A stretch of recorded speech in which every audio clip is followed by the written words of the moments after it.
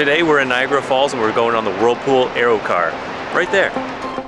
For over 100 years, this antique cable car has been shuttling passengers half a kilometer across the Niagara Gorge, hundreds of feet above some of the most powerful and deadly rapids on Earth. You cannot skip this on your visit to Niagara. It's roughly a 10 to 15 minute drive north of the falls depending on the time of year you visit. It's located on the Canadian side of the gorge and you'll find lots of parking nearby. You do not need to pay for parking here. There's a parking lot right on site, only steps from the cable car. Once you're parked, head to the ticket booth to purchase tickets, or if you've already bought yours in advance, you can hang out and enjoy the views. We bought the Niagara Falls Pass, which saves about 40% and includes several attractions. It's usually about a 10 to 15 minute wait between trips.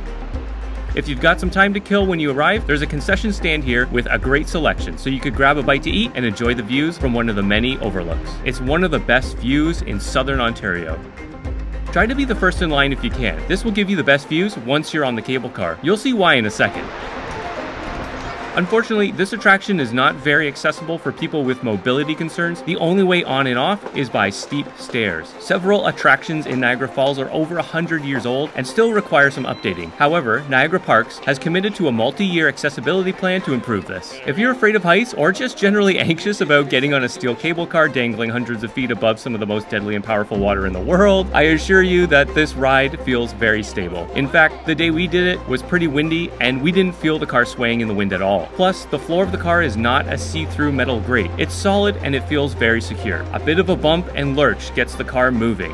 And it gets your blood pumping too. We quickly forgot about the cold as the cable car glided away from the cliffs of the Niagara Gorge and moved slowly over the crushing force of the Niagara River. We chose the north side of the cable car to start so we could save the best views for the return trip. Once you reach the other side and the cable car stops, you'll get to change sides. That way everyone gets to see the views from both vantages. Pro tip, if you're visiting in the springtime, the water temperatures are likely going to be much cooler than the air, and the wind can pick up that cold air near the surface and give you a refreshing Arctic blast, so make sure to bring plenty of layers. The sun can feel warm, but the wind can change that in a second. Once you're out over the teal-colored water, the views get even more spectacular as you're able to see up and down the river for several kilometers. If you're brave enough, look straight down to see the massive whirlpool below your feet.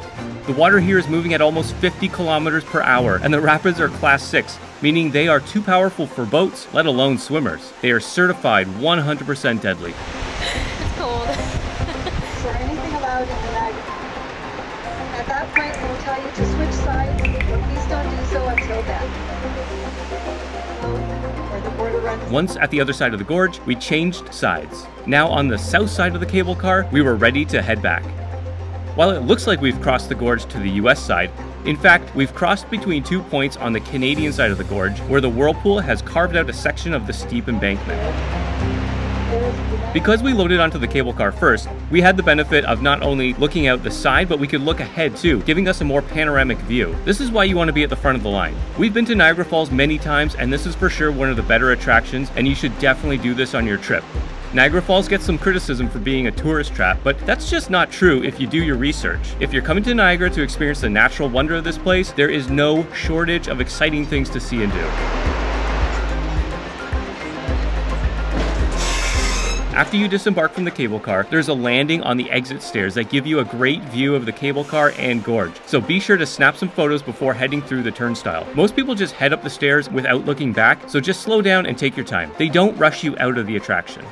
Be sure to pop into the gift shop. There's actually some great t-shirts, hats, and we found a great coffee mug. That was our experience at the Whirlpool Aero car. We loved it and we would definitely go again, maybe when the weather's a bit warmer though.